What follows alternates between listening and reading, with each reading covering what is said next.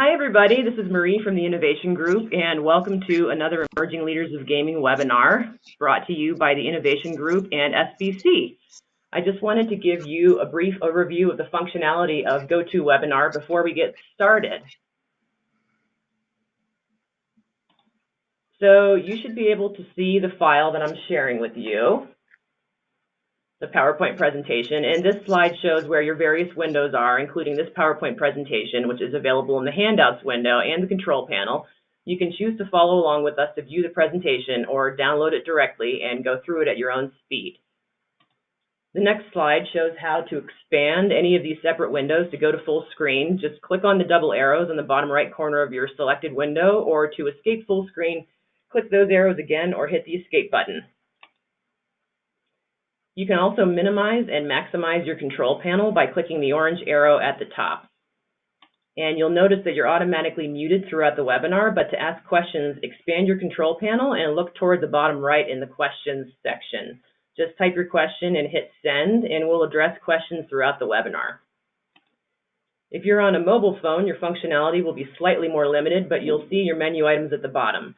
To toggle back and forth between views, swipe from left to right, and to advance through the presentation on your own, since you won't be able to see ours live, swipe down for each new slide. The menu also shows where you can access the presentation, also called Handouts, or Ask a Question.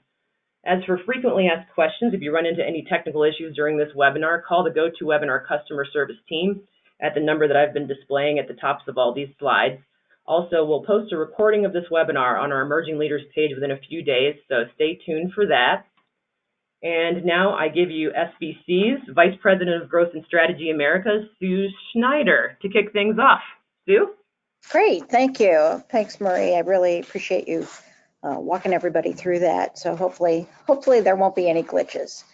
What I wanted to do was to start with explaining a little bit about who our presenters are on this, and I think we've got a good mix of perspectives. So what I'm going to do is introduce them one by one and allow them to kind of start off by giving you a little bit of their background so that you get a sense of what sort of perspectives they bring to the discussion. So with that, I'm going to start with Neil Atkinson, and he is the Director of Table Games at the Pearl River Resort, and I think has some interesting experience to share with us. He mentioned as we were preparing for this that he had 45 days to get a sports book up and running, so I think that'll be a good opportunity for him to share some of that. So Neil, can you give a little bit of your background to start with, and then we'll introduce the other two panelists. Great. My name is Neil Atkinson. I'm the Director of Table Games for Pearl River Resort. Right now that currently is 3 properties, 2 main properties and a satellite casino about an hour and a half south. I guess our distinction is that we were the first tribal native casino to do and open a sports book post-PAPSA. We went live on, September the 30th of 2018. And it was one of the funnest things that we've ever done. Just a little background is that we have 2 sports books. We have a satellite sports book and a main sports book. And I'm sure we'll get into detail. It's been one heck of a year. And like I said, it's probably been the funnest thing that I've ever been involved with gaming. And hopefully I can offer you some insight with the questions that we have today. Okay, great, thanks. Next we have Stacy Chaffins, who is in charge of player development. She's player development manager and oversees marketing in the Players Club with Isleta Resort and Casino, which just recently launched. So Stacy, can you give us a little idea of what some of your background is and what you bring to that position? Yes, my name is Stacy Chaffins. I'm the player development manager, as Sue mentioned. And before I started here 4 years ago, I worked in Vegas for 15 years.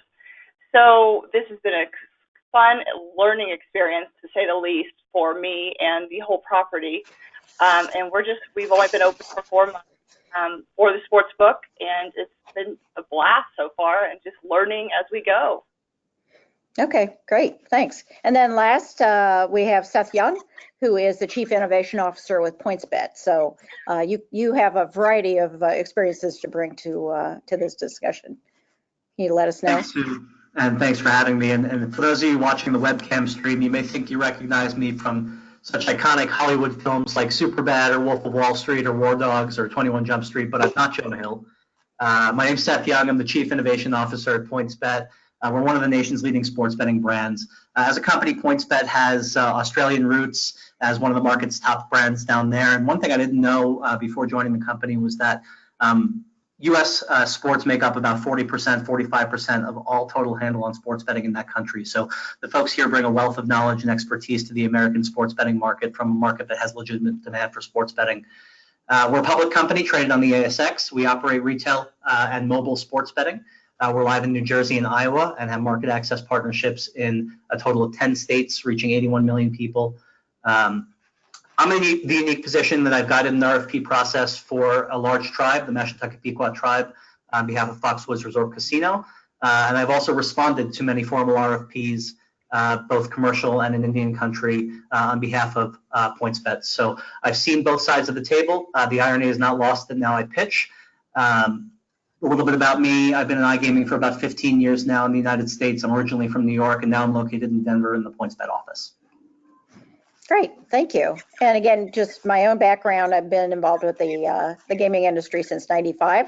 So I have kind of the long view here in terms of how that's going, and have been an event organizer and publishing for a number of years. And I'm now helping folks with the sports betting community to bring their events and publications into the US. So with that, let's go ahead and start with talking about what the challenges are. I alluded to the speed to market that Neil experienced, but I would like for each of you to really kind of recap from your own perspective what you see as probably the biggest challenges for Indian country as they tend to look at some of the sports betting. Clearly, there are policy issues that come up, that every state's going to be different in terms of how they're working it, but what do you think are some of the biggest challenges that tribes might see as they begin to look at adopting sports betting as an additional product? So Neil, you want to start with that, and then we'll go to Stacy and Seth. Yeah, the number one challenge that each of the individual tribes are going to have is with their compact. And we being able to make it in 25 days, the reason why we were able to do that is that our particular situation, we had a fantastic compact. Actually, anything that the state of Mississippi was allowed to do, we were allowed to do automatically. And when our compact was originally done back in 1993, they had the foresight to go ahead and put sports betting regulations in it, with provision that it'd have to be legal before we did it in the state. So, and we were very fortunate in that, and I understand, and we know that most of the other tribes are having to go back and look at the compact before they can do it. So that's the number one thing, is your individual compact, and whether or not the states that you're in are going to come back and ask you for additional concessions or revenue or whatnot for you to have sports betting. And that's going to be individual tribe and individual state issue. The second challenge is if your state allows statewide mobile gaming, that is a completely convoluted. We don't know how that's going to look in the end game on that. So those are the two biggest challenges that I see after being doing this for about a year and a half now. Okay, great. And I think one of the things that's interesting is in some of those states where they don't want to really open up a compact, I think some of them really are considering going for a regular commercial license, so that there are some opportunities for them to still get involved. So we'll probably talk about that a little bit more as we go along. Stacy, you kind of got thrown into the mill here in terms of what you've been working on and you've just launched. So what sort of insight can you bring to that question? I think the biggest thing for us was education, educating different departments that we have on sports betting. They had in New Mexico, it was brand new, educating our regulatory department. They're trying to regulate something that they're not familiar with, and that was the biggest challenge I think we had, was getting everyone on the same page and understanding the lingo of it, just in general, the SOPs, trying to make SOPs when we don't even know, how the terminal is going to work. The education was a big part for us. And with that, we did reach out. We went to a UNLV training in Vegas, and then we brought GLI out to New Mexico and had training with them as well. So we educated everyone, and that seemed to help. People weren't familiar with it. They still aren't completely for sure what we're doing, but we've come a long way.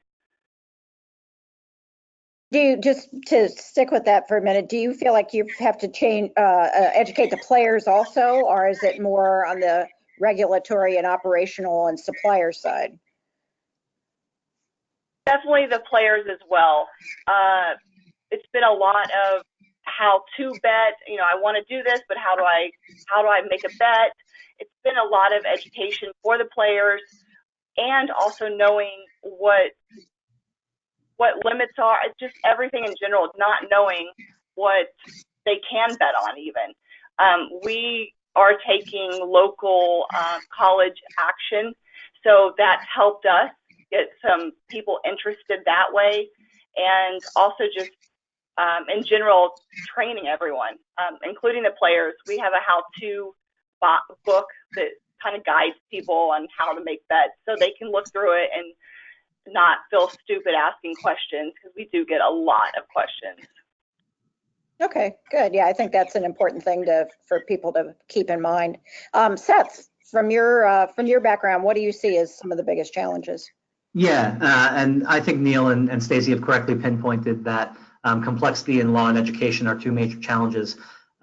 You know, and specific in the in-law gaming complex may fail to address sports betting in certain states. In New Mexico, to the best of my knowledge, I believe it's included, whereas in Connecticut, for example, it's not specifically addressed. And with that, it appears that you know, Connecticut's having a harder time in negotiation to launch sports, which is not unique to Connecticut, but it is a good example of one of the major challenges. And outside of retail sports betting, the treatment of the activity on a statewide basis or mobile betting off Indian lands throws a wrench in how the activity might fall as it relates to compact exclusivities. You couple that with nuance of state law, it becomes a bit of a jumble. And rightfully so, many tribes across the country don't want to risk opening a compact and renegotiating existing favorable terms. For example, Minnesota comes to mind for an opportunity that may be viewed as just an amenity for their property, or that may have a natural ceiling for them if they do it themselves.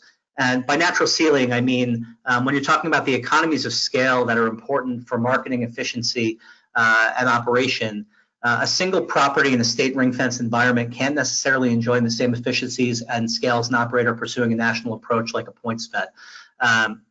So going at it alone in a supplier route, which is what you see in a lot of retail environments so far, may give the appearance of having a great deal. But in reality, unless everybody in that state goes the same supplier route and you're basically talking about launching your own brand into a broader market, you're naturally disadvantaged to competitors that may have a larger national footprint and can gain economies of scale with marketing. So IGRA guidelines as it stands today, when you're talking about retail versus mobile, it can make it difficult if it's IGRA guidelines that are governing the operation of mobile sports betting. It can make it difficult for brands like national operators to make partnerships with single properties. But those partnerships, ironically enough, are what drive the most value for brick and mortar businesses when you talk about a mobile market. So this is really a question of maximizing the value of an opportunity versus maintaining tribal sovereignty and the status quo of existing compacts. And it's a tough question. So, you know, we're all going through it now. But I guess the question that I ask is, can you do both? And as Sue alluded to, I think the answer is yes.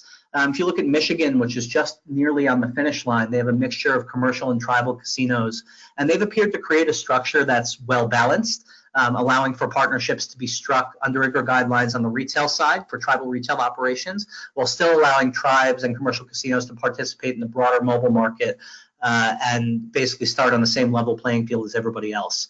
So this kind of structure is allowing sports betting operators that wish to partner with tribes and that are offering a turnkey value proposition, as in they're taking on all the costs of the operation and all the expertise required to run the operation, to strike deals with partners in those states without operating at a loss. So if you have that the IGRA governed requirements on retail, but you have state governed requirements on mobile where everybody submits to the same jurisdiction of the state, it creates a more optimized market.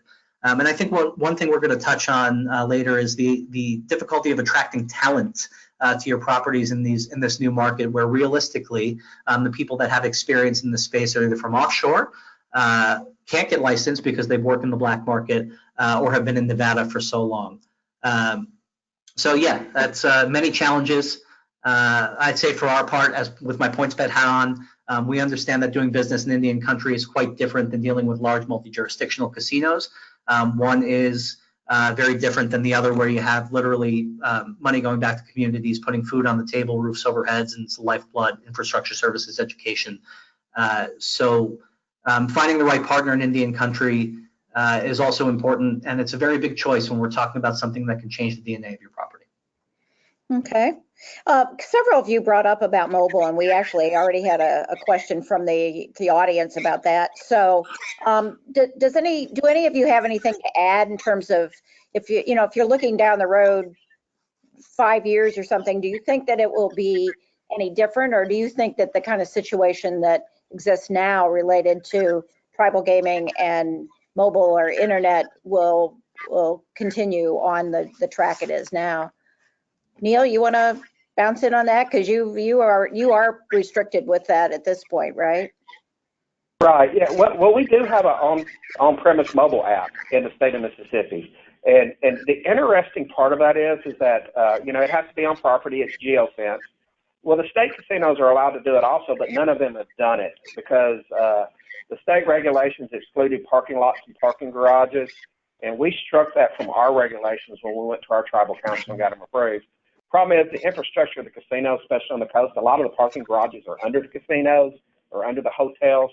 Therefore, it's created a technological nightmare for them. So we struck 4 words out of us, and we're able to do it. We're on a level playing field right now because it's not statewide mobile internet. If the Mississippi legislature does go to statewide mobile internet, we do not think we're on a level playing field. And what that's going to look like and what we're able to do as far as the tribe is concerned, there's a lot of unanswered questions about that. When does the Wire Act come to play? Will it require a commercial casino license?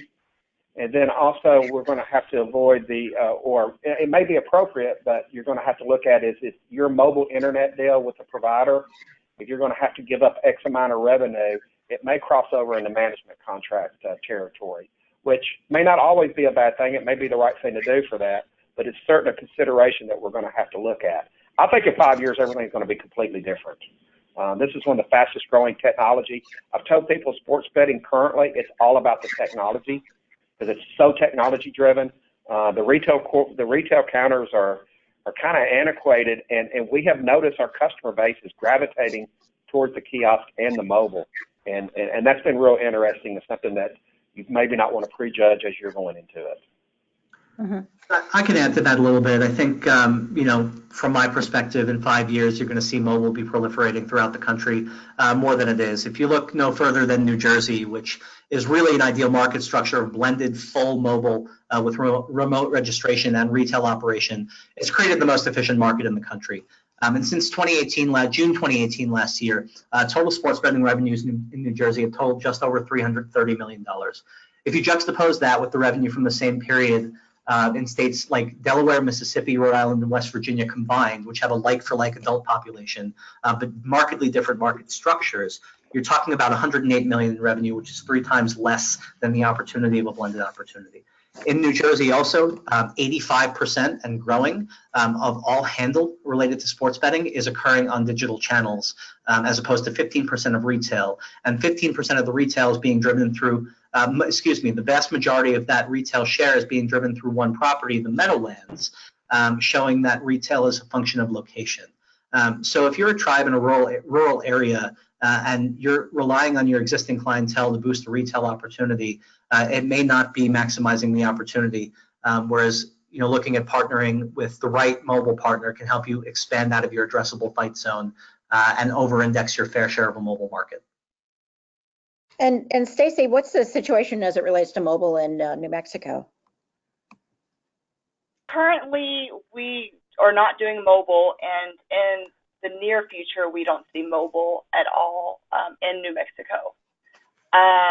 From my understanding, we would have to change the compact, and it's probably not what we were going to plan on doing. Okay. Let me ask this. One of the topics that we wanted to cover was lessons learned so far. And again, we have varying tenures within the sports betting space among you all. So, but from your own perspectives, what have you seen that you think is probably the greatest lesson that you have learned? So, Stacy, you want to start with that, and we'll go to Neil and Seth. Sure. There's been a lot of lessons.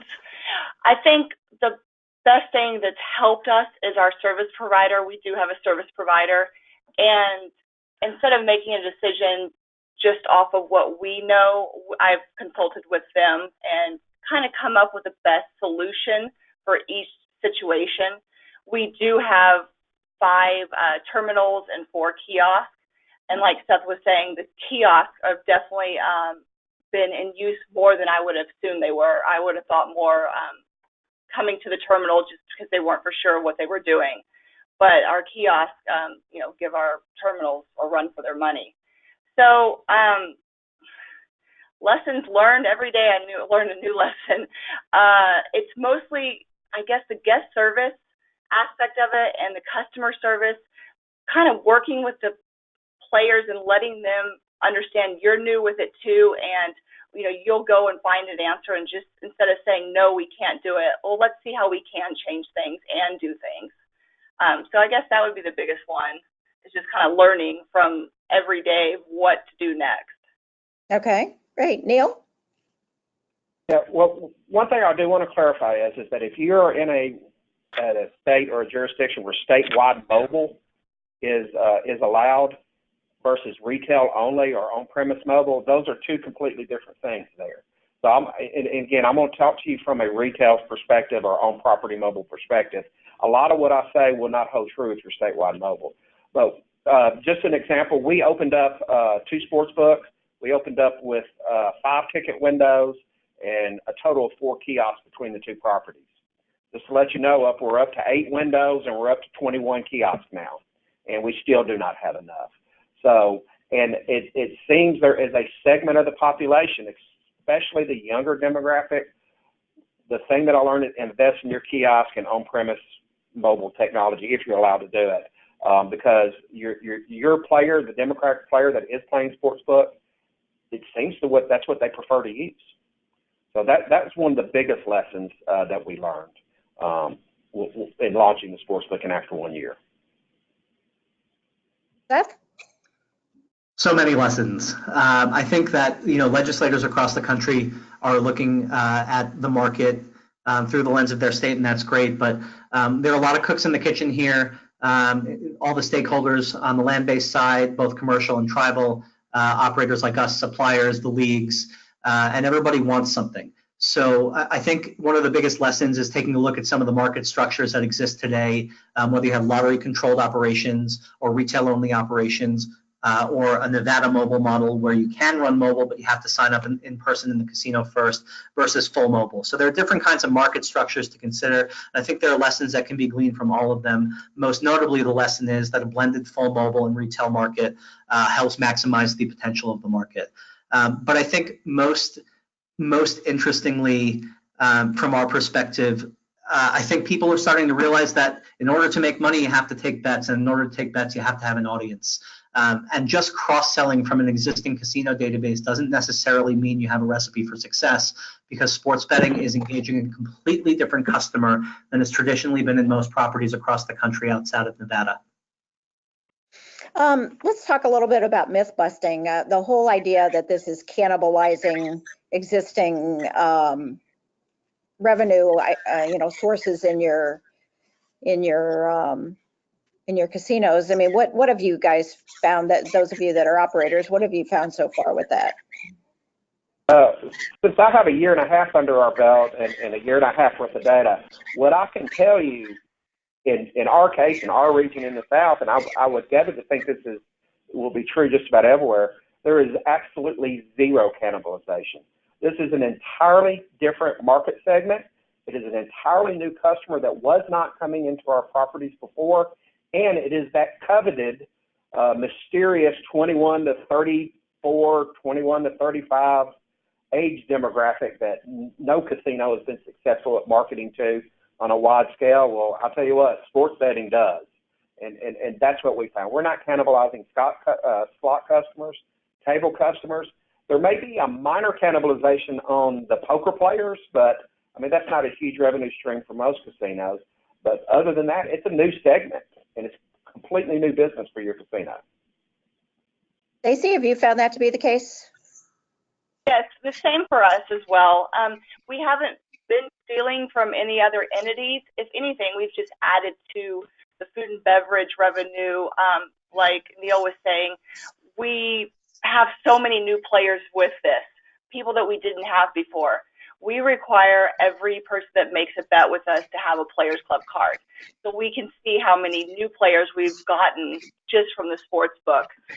We have a bar attached, so it's increased our bar revenue. And overall, with our show, our concert show lineup, that's helped increase that too. So, it hasn't affected us in any negative way. Okay. One of the other things we wanted to cover was the legislative and regulatory structures. We've actually talked about that quite a bit, so I don't know if there's anything else that you all want to add about that. But, again, I think we've referenced that a couple times. Is there anything in particular that you think we need to add in there that we haven't already discussed? We've already discussed it. That's the thing that concerns me the most as far as working in a tribal regulatory environment is if we do get statewide mobile or federal legislation ever got changed and there was nationwide mobile, that's an area that's going to have a lot of details that are going to have to be ironed out from the tribal viewpoint, and what that's going to wind up looking like and the different opinions that we've got. I mean, there's a lot of case law that has to get settled and a lot of regulatory that has to get settled before most tribes will be able to move into that realm. As far as under IGRA. Now, if they go commercial casino, that's completely different. That may be the route that they'll have to go to be in the market. Right. And Sue, I'd like to, if I may, I'd like to add some of the hard numbers to the myth-busting conversation because it has to do a lot with marketing, regulatory structure, if I may. Sure. Cool. So in addition to Neil and Stacey's information, and just look no further again than New Jersey. In 2016, the Atlantic City casinos turned around from a decade-long slide in gaming revenue, and the market actually grew from 2016 to 2017. In 2013, iGaming, when it was launched, made up under 1% of overall net gaming revenue. In 2017, it was 10%, and year-to-date in 2019, it's 25.5%. So this is growing at a compounded annual growth rate of roughly 25% since launch. And as a percentage of land-based casino revenue, it's grown from 5.4% in 2014 to nearly 18% in 2019, but without cannibalizing any land-based revenues. In fact, quite the contrary. So if you look at the numbers, Atlantic City land-based revenue has grown every single year from 2013 to 19 since the launch of iGaming and sports betting. iGaming this year, after the addition of sports betting, has grown exponentially, setting new records, likely to reach a total market size of $450 million for online casino only, in addition to the sports betting opportunity, which has grossed over $300 million since June of last year. So based on the current trajectory, the gaming industry in New Jersey as a whole is projected to generate over $3 billion in GGR by the end of 2019, which is the first time this is going to happen since 2012. And iGaming was introduced in 2013, sports betting last year. So it's definitely food for thought as we're considering market structures. I'll also add that robots aren't taking anybody's jobs, contrary to popular belief. An economic study that was released by the Idea Group has shown that the iGaming industry has generated over 6,500 jobs in the state of New Jersey, whether directly or indirectly, paying over $400 million in wages. And to add to Neil and Stacey's information about engaging a new customer, we heard this in testimony from major blue chip casino groups like Caesars, where David Satz relayed to the Pennsylvania Democratic Policy Committee that 91% of their online players were new customers that were not in their total rewards program prior to the launch of iGaming. And that sentiment was echoed on the record by other operators like Tropicana, Golden Nugget, and the Borgata. During my time at Foxwoods, I can tell you that managing a social gaming business was also accretive to land-based revenue. But now we're talking about sports, which again can change the DNA of a property. And this is a very exciting time for everybody to consider. Well, thanks for the numbers, because that really does help. And it's a good segue to our next question, which has to do with the research. I mean, what did you have to look at ahead of time before you launched into your planning to look at your customer base, look at the market that you have, looking at the competitive landscape, if there is one in your particular area, budget needs, technology partners. What does it take to get from point A to point B and actually get open? So if anybody wants to jump in on that one. So from my standpoint here in New Mexico, we weren't worried about being the first in the market, but more we wanted to make it right. So we did take our time opening. We took us about a year, I would say, from start to finish before we opened.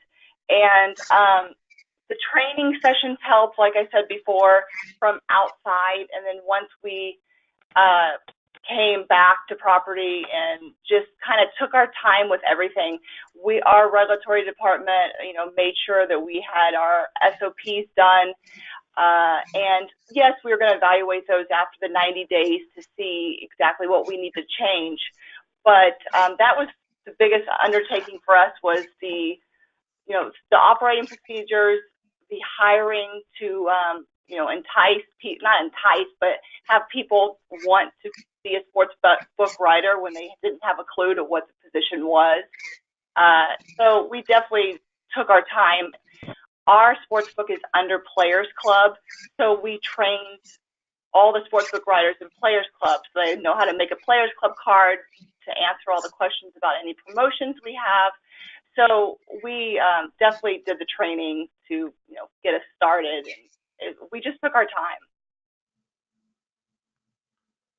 Sure, I can jump in here. So on the mobile side, it's difficult. For us last year, PointsBet didn't have a bank account last July. We didn't have a single employee in the United States. And in just a year, we've gone up to between third and fourth, depending on the month, in the New Jersey market after launching from a standing start with no pre-existing database, no brand awareness to speak of.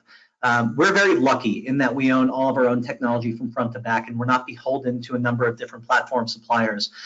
So where you may have groups that are outsourcing risk management and groups that are providing risk management or PAM or platform services, we have all in one. So for us, it's been, I don't want to say easy, but perhaps easier than some other groups from a speed to market perspective.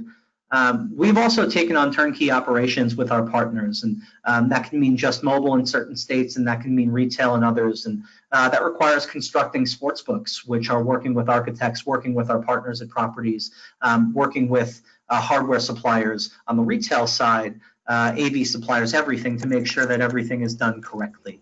I'll share that in Iowa, where we've constructed the sports book at Catfish Bend Casino, where Iowa casinos on the aggregate for the entire year that launched the sports book saw a 5.5% lift in visitation growth from the 3 months since it was deployed.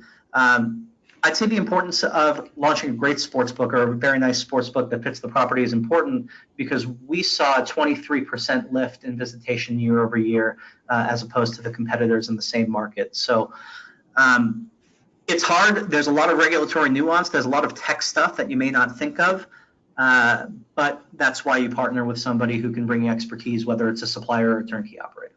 Okay. And Neil, what kind of, you didn't have a lot of time to do research, so. No, but right, let me tell you the thing that was most helpful for us. We were lucky. It was still called Gigsy then. It's morphed into ICE.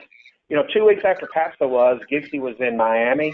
And if it wasn't for that, I don't know if we would have been able to make it happen.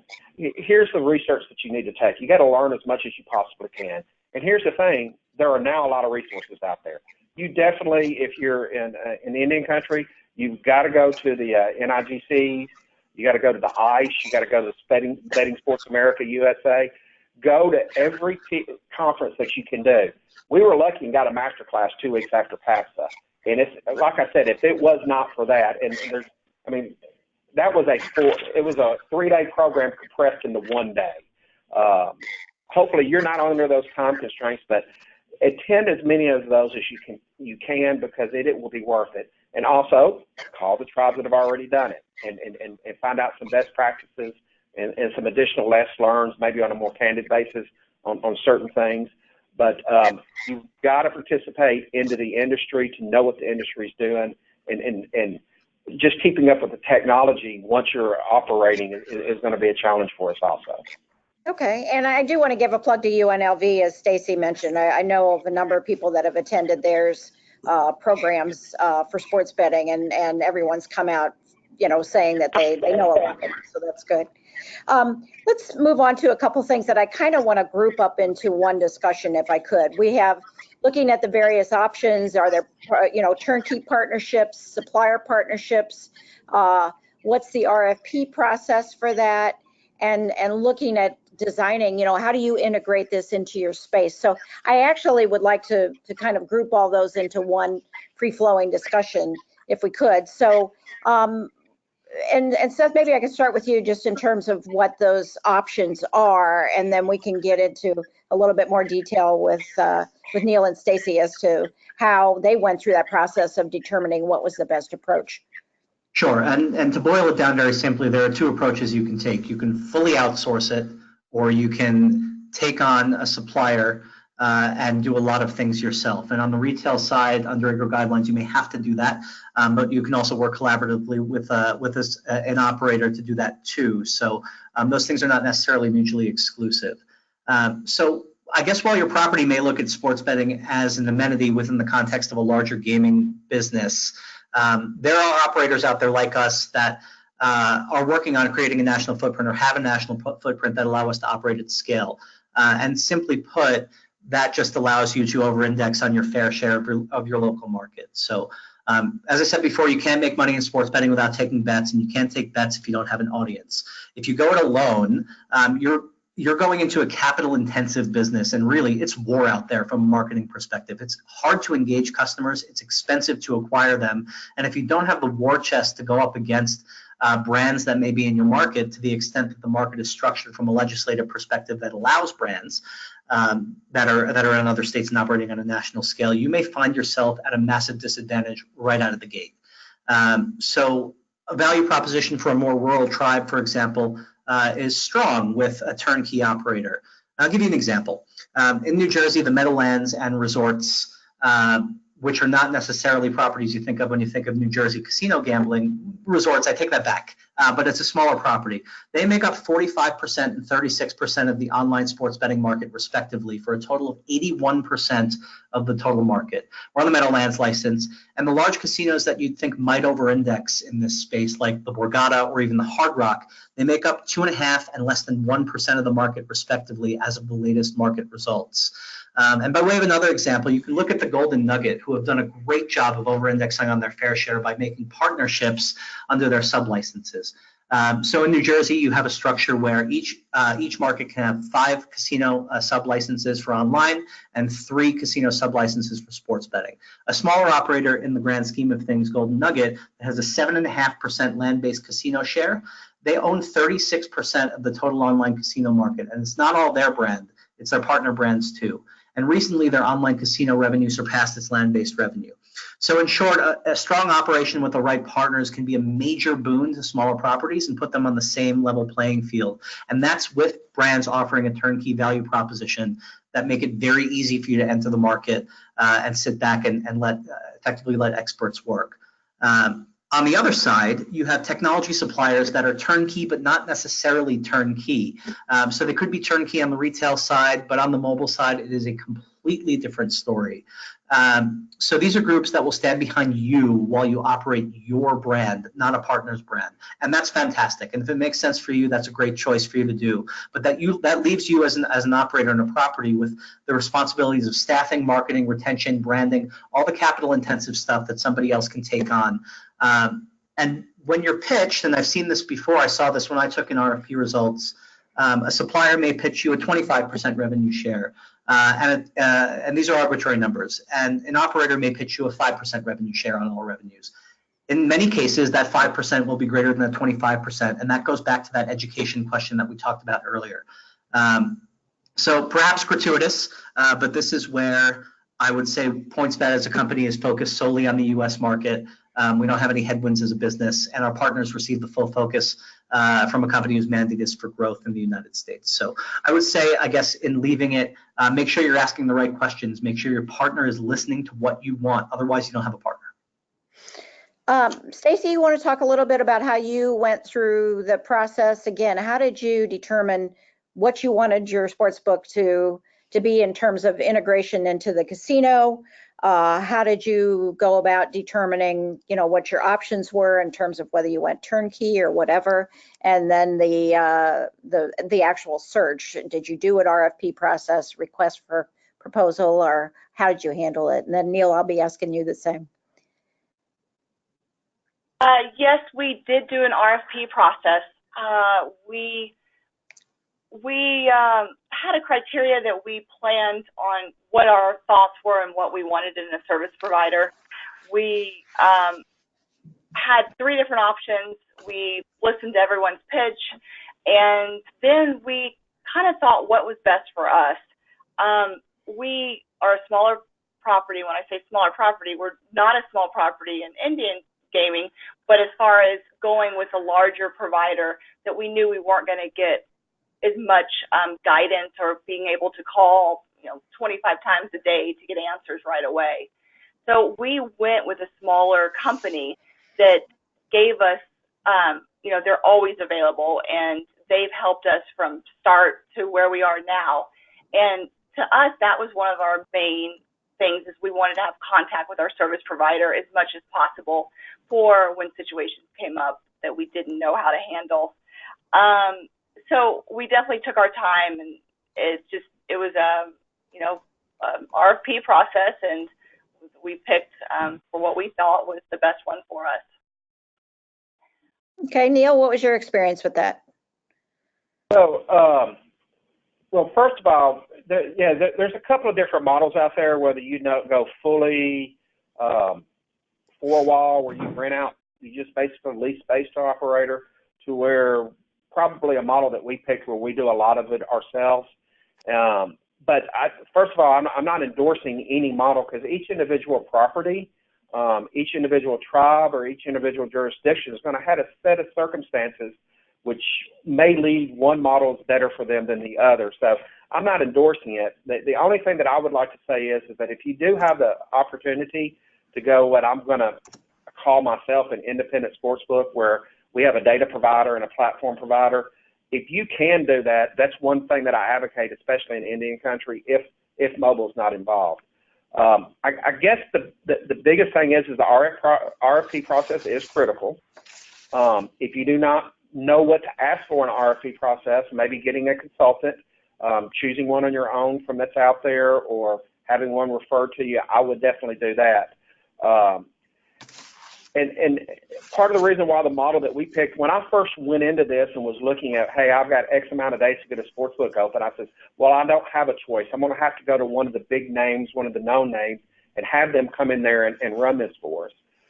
But then again, when we started looking at the agreements and the answers to the RFP, we looked at something, and of course, us in tribal gaming, we have to really take in consideration the management contract aspect of that. So, and if we went to management contract, everybody knows that's a minimum 6-month process with the NIGC.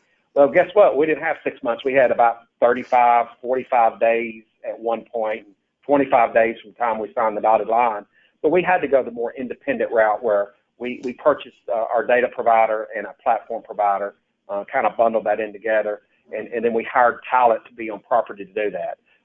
Also, our regulations required that we had a bookmaker on property, so that's what we did.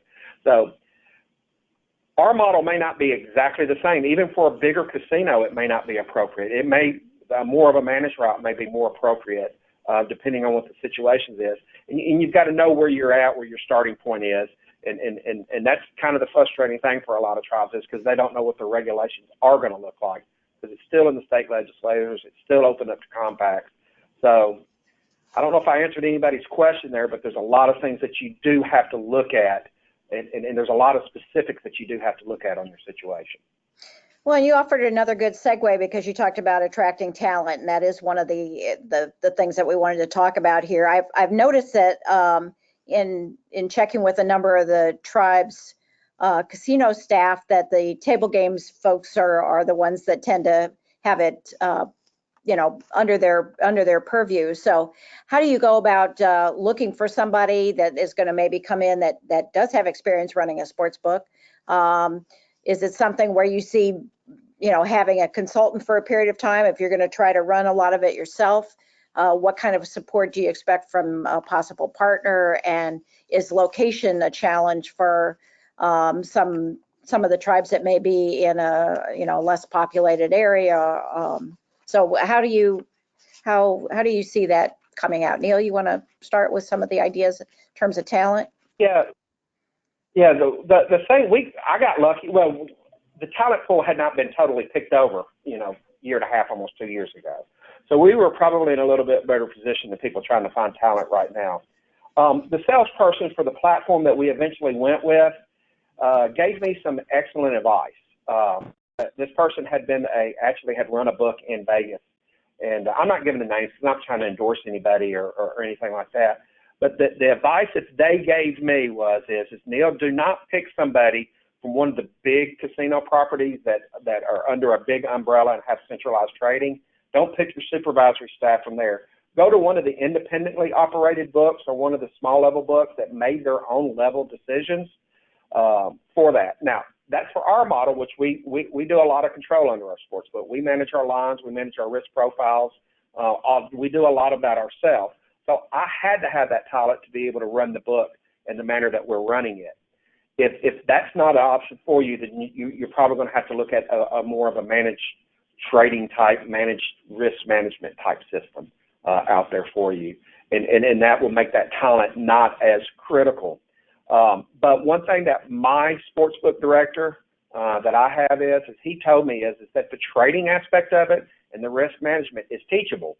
You're not going to teach them in one day. You're not going to teach them in a week. And but those positions are trainable, and that's where a consultant may need to come in and teach that person that, and then eventually, let them go out under their own. Stacy, what was the experience at Isleta? Well, since we are not involved in the risk management, and we do have a service provider for that, ours was more of hiring the right people as far as the sportsbook writers go. We wanted to make sure that we had lively people, but also new sports in general. More of a customer service standpoint is what we went with. We had seen, outside of, in our market as well, just that was the biggest thing. To train people, you needed people that were friendly and helpful to do that. That was our biggest thing, was just hiring the right group of people. And I think we have done great with that. I think we have a really good group that's very interactive with the sports and with the players. And that's what ours came down to, because we were involved in the risk management end of that. Okay, so you had certain things because of your partnership, you had certain things taken off the table that you didn't need to deal with, that you relied on them for. Exactly. Okay. Neil? So to follow up on what Stacy said, on your front line customer-facing individuals, we had a lot of success. Now my hotel director and my cage director weren't too happy with me at the time, but we did pick some talent off from them as far as the front level retail. And what we found is that people that work in jobs similar to hotel front desk or are cage cashiers easily transitioned over to our sportsbook operations. And they have been matter of fact, I've only lost 2 employees, and both of those are due to health reasons during the entire time. So they've worked out very well for us. And the ones that, now we did hire one that was from the outside that had 0 sportsbook experience. They struggled for a little bit, but because of the team we had in place, they were brought up to steam pretty quick. Okay. Seth, do you have anything that you want to add? I think one of the things that's been interesting to me is that for a while there was kind of a big influx of people coming over from Europe or the UK. I think that may not be as easy to handle anymore because apparently visas are an issue. But what are you guys finding in terms of the talent pool for sports betting? Yeah, I'd say to your point, it's a different story for Australia, which is interesting for a company like us that has Australian roots. We're able to bring over people from Australia, the A team, really, A talent, that know how to trade and operate from a market that has a legitimate demand for American sports during daylight hours. So this is different than groups trading out of Eastern Europe at 2, 3 in the morning. We have folks in Australia that bet on the NBA, for example, is the highest bet sport of any sport in Australia, which is interesting. So we've been able to bring over people that understand the market, understand the nuance of America to operate with maximum efficiency. Speaking generally about the talent market in the United States, it's tough out there. I mean, Neil gave a great overview of the lessons learned in his property. Same with Stacy. But a year and a half ago is a long time, especially in a very quick growing market. And now it's fair to say you get what you pay for, but there are very few people out there that have just deep expertise and couple that with trying to relocate to more rural areas. It's very, very tough. So in 5 years, this may change. You may have some people with great experience, but right now in the early days, it's tough going. Can any of you give just your thoughts on where this is heading down the road? Okay, I'm sorry. I'm trying to figure out here. There are some questions queued up, but can you give some thoughts just in what do you see with the future with some of this? Generally speaking, now we've seen, we may have our 20th state legalized sports betting in Michigan this week. Bill has passed the Senate. It's expected to pass the House, be signed by the governor. Sports is woven into the fabric of American culture. This is something everybody enjoys. There's a massive quantifiable black market that operators like us and our partners are working to recapture. And so we're talking about, again, incremental revenue to the tune of over, by Eilers and Krejcik numbers, over $17 billion annually if all 50 states legalize.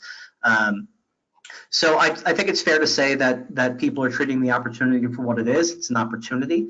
And hopefully in 3 to 5 years, you see a bit of a fast follow of online casino in certain jurisdictions, which is, again, incremental revenue that can help create jobs, drive new revenues, support local communities, and fill a demand that exists that's currently in a black market. Neil, do you have some thoughts going forward? Yeah, I think I agree with Seth that it's all about, it eventually is going to be all about mobile, all about internet, and all about the technology. That's what I am seeing, and that's what we're experiencing. And I think the sports book, the traditional sports book and the casinos, like you see in Vegas with all the huge odds boards and the TVs and the rows of counter, I think that's going to eventually be a thing of the past. Yeah, I do have a smaller traditional sports book feel area. It's really a bar and a restaurant with a sports book counter at the end of it. But I like to tell people that with us having on property mobile, that my sports book is 2 casinos in your hotel room and the pool in the summertime. Right. Neil, may I? I think it's going to morph into something completely, you're not going to be tied to a property at some point. And customer acquisition is going to be the most expensive cost. I think you can look at DraftKings and FanDuel. Their cost of customer acquisition is absolutely incredible from what I've seen, and they're playing this for the long game and not for the short game. May I jump in and respectfully disagree with the point on retail? I think there's a great place for retail in the market. I think most markets that are not destination style markets are still going to have about 15% of the total market be retail. And if you build a sports book in your property that is, basically a picnic table and a window, it's not something that people are going to want to hang out in. But if you build something nice that people are going to want to spend some time in, you're talking about something completely different. Again, something that can change how you market your property that you historically haven't had. But I do agree that on the mobile side, it is going to be very important. And I'll say to the customer acquisition war on the mobile side too, there are operators that are a little more efficient. There are operators that are spending, some may say irrationally, but that's the market. It is a long game. Most people are in it for a marathon and not a sprint. You look at it as a generational shift or the next chapter of gaming in the USA, then you can start to understand why companies are over-indexing on spend. Stacy, anything you want to add from your own perspective? Yes, I think for us it's been something new. The sports book around New Mexico is what all the people are talking about. Anytime we talk to media, how's your sports book going? We have a sports book and then we have a bar attached to it. And with that, people are hanging out in there a lot longer than they would if they were just coming to a window and leaving without showing the games. They spend time there. The bar has really helped us people are meeting each other, making new friends.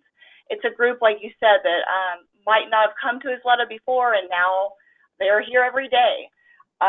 So it's helped us with having a lot more traffic, and it's exciting. It's new, and it's been great for us. I mean, it's definitely a thing to stick around and enjoy. It's a fun environment, and that's always great for a casino. Okay, great. We have had a couple questions. Some have been answered, I think, throughout the thing. But one of one of them that came up is, do you see any issues with tribes that cannot financially afford the risk of sports betting and therefore will try and not allow any tribe in their state to have it, which is probably a fairly controversial thing. But do any of you have any thoughts on that? I've got a big one, okay? Look, we've got 3 properties here. We've got 2 of them. They have a transient population, and it's mostly weekend business. It's 2,500 slot machines and 70 table games. Pretty good size operation. Our casino to the south is only 700 slot machines, 9 table games, and that location midweek, because it's all a local population, outperforms the main resort. So I don't think if you're allowed to do sports betting in your jurisdiction, I don't think there is a too small of a casino. I think there is an opportunity there for you in that. And I mean, I'm just going to kind of leave it at that.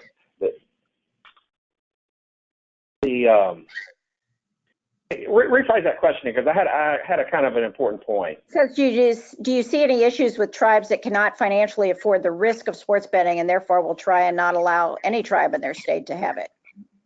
Okay. Managing the risk of sports betting, that's all about your risk management and setting up your limits. If you're able to fund a 10 table games operation with the risk that is involved in that, by managing your limits and your risk profile, which will have a lot of people to help you with that, you can run a sports book. That's what I want to say. We've managed it with our limits and our risk profile, and based on our volume, we've been able to increase that beyond our first limit. So, and it's managed. Okay, good. One other thing, we had a couple questions, and Stacy, you might be really good to answer this one. Had to do with integrating it into your rewards program or your player loyalty programs, and that probably falls under your bailiwick as it is. So, how did you handle that? So I see the one question about do we have some kickback on making them be a Players Club member? For the most part, no. There are a few that just don't want to take the time to set it up, and it does take 2 more minutes to set up a Players Club card when you're a new member. And once they have the card, though, they're happy with it because then they start wanting to know what they're earning with it and what they're going to get from it. So it has. We've had a few that don't want to give us their information, which is fine. And we'll take it and just say, we have no mail on you. You're not going to get any mail from us. Nothing's going to come from it. We just need to have it. It's helped a lot with our lost tickets too, because we can pull up a ticket according to their player card number. So if someone does lose a ticket, it's attached to their Players Club card number. So that's helped. And it hasn't been, people actually like it. It just takes a little longer to get started. Mm-hmm. Okay. And we wanted to just see if you all had any final thoughts before we wrap up. So, Seth, is there anything that you want to add just in terms of final thoughts? Thank you to the Innovation Group, to SBC, all the fine people behind it, and my esteemed panelists for being on this with me. I'll just add one last thing to the question about the tribes that may not be able to afford it. There are groups out there that can afford it for you. and you don't necessarily have to lift a finger. And there's nothing that precludes you from making those relationships necessarily with groups that are willing to make an investment with you for your communities. I will say this goes back to the point of getting educated about the market. There are a finite number of groups that have the right size war chest to be able to compete on a large scale. So make sure that you have the right consultants, you have the right education, you're asking the right questions of your partner. Okay. Stacy, you want to add any final thoughts? I think that anyone that has the opportunity should reach out with different trainings that they have to offer and just jump in. You can figure it out as you go along and just get your foot in the door with it.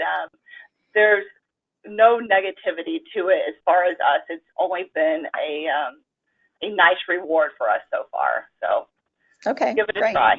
So just jump in the pool. Neil, what's your thoughts? Yeah, I agree with Stacy. I honestly believe, of course, there could be an outlier somewhere. If a tribe wants to do sports betting, there is going to be some sort of mechanism, some sort of arrangement, whether you go the fully managed route or you decide that you want to do this on your own. You can choose what level of involvement that you want to have with your sports book and make it fit within the regulatory framework, make it fit within the NIGC regulations. You can do that. Because I'm just telling you, if you do not do it, your competitor is going to. So I don't think you really have a choice. Okay, great. I do believe that we have an opportunity to maybe answer some of the additional questions that came in that in more depth. So we'll have an opportunity to do that, I think, and maybe get some of that with you. This PowerPoint as well as the tape, I think, is available, and there'll be some information on that.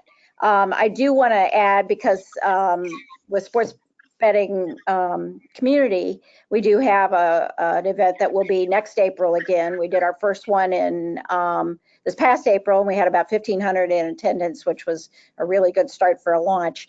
And we expect that to grow next year. So it is an opportunity, and we are very much planning a sports betting 101 track and having a glossary and having all this kind of stuff that will be available to people, so that you may come in cold and may not be familiar with the terminology, may not be familiar with the systems. So we have a whole track that is really meant for people that are really new to this. And as Neil said, it's an opportunity to get in and learn from the beginning, but from people that really are very, very knowledgeable. So with that, I want to thank the Innovation Group in particular, and Marie, for holding our hand through this process, and thank our panelists.